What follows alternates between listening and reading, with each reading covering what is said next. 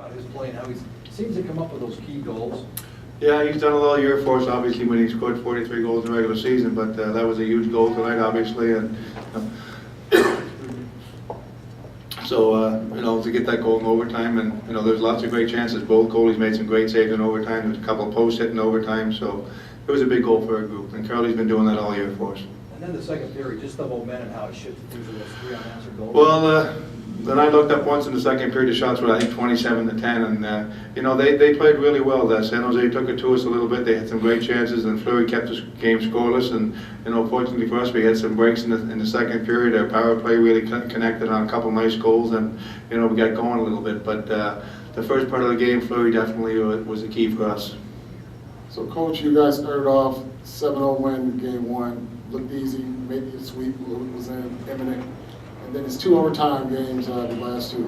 How do you explain that, and where does that put your team? Well, nobody ever in Vegas thought it was going to be a sweep against San Jose. They're a hell of a hockey team, and they competed hard. And like you said, the next game was another overtime game, back-to-back overtime games, and that's more like the series is going to be. It's not going to be 7-0 for anybody. I don't see that happening. But it was a fluke game, and we've come out and played an unbelievable game. But no, San Jose is a great team. It's a great battle, and there were 2 games where, you know, either team could have won both of those games.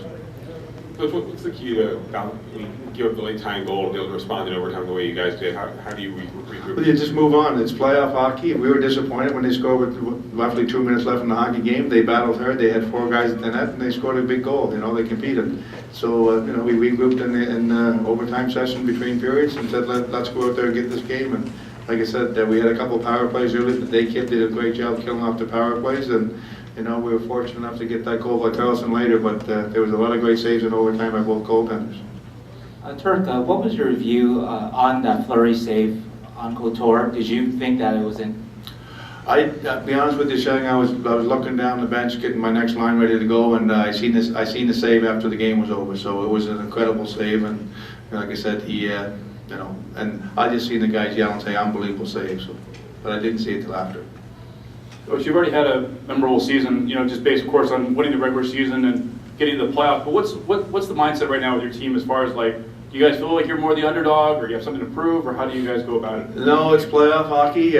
You look at it right now. I mean, the first series we were big underdogs supposedly, and you know, we played real good hockey and confident hockey. So we really don't care if we're underdogs or what we are. We come into the game every night and get ready to play against a competitive team, and so. Whoever says we're underdogs or we're the favorites, it doesn't matter to us. We just play one game at a time, one shift at a time, and have a lot of fun with it. The team showed resiliency at times tonight. Your team going into overtime, how were they able to regroup mentally and refocus after you're going to play goal like that? Yeah, though that was tough. Like I said, giving up that late goal and being up 3-1 in the third period, and they scored 2 nice goals to get back and tie it up. We just come in and regrouped and said, let's go to work. Let's go win this hockey game. The second half of the game we played a lot better than the first half, and like I said, it carried on from there. So we took advantage of you know, some of our goal scorers scored some real nice goals tonight, and we took advantage of the opportunities. Is this the most adversity you've gone through these last 7 periods or so? In playoffs for sure, but I mean, I think you go back to the LA series, and every game was a 1-goal game, and every game was there was at least 1 overtime game in that series. So they're all battles, and they're good for our team. They you know, they make your team get ready to play, and then competitive games are good for you. Were you pleased with the part?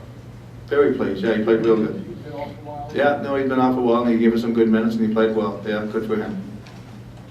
You've talked all year about we don't have a star player, so this is why we do something. Do you think maybe with William Karlsson, the way he's played and now the way he's playing, do you think maybe you do have a star player?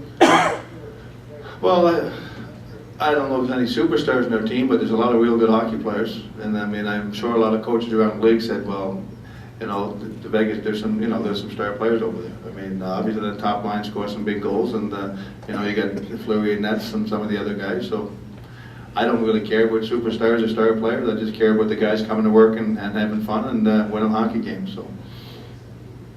So, Coach, have you ever just sat back and said, this is an expansion team with a possibility of winning a championship? No, not really.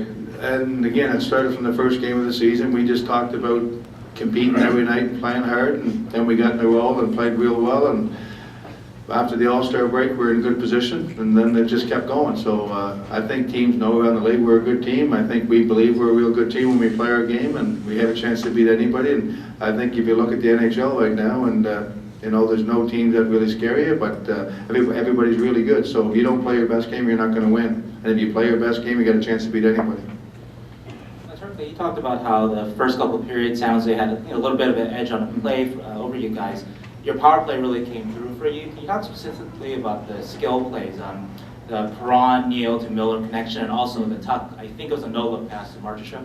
Yeah, no, there was great plays. I mean, you're working that every day, and sometimes they work, and you find those seams. And I guess it was like San Jose the other night in our building when they scored those 2 beautiful power play goals. So you work in plays, and sometimes you make the good passes, and they get the opportunities. And a lot of the nights they don't go in the back of the net. But you know, I like the way they move the puck, definitely. Coach, what is it about the chemistry of that first line that makes them so successful?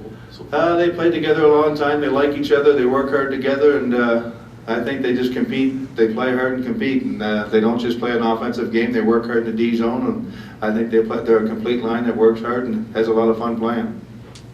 Have you heard the term golden misfits? No, I haven't. Okay. No.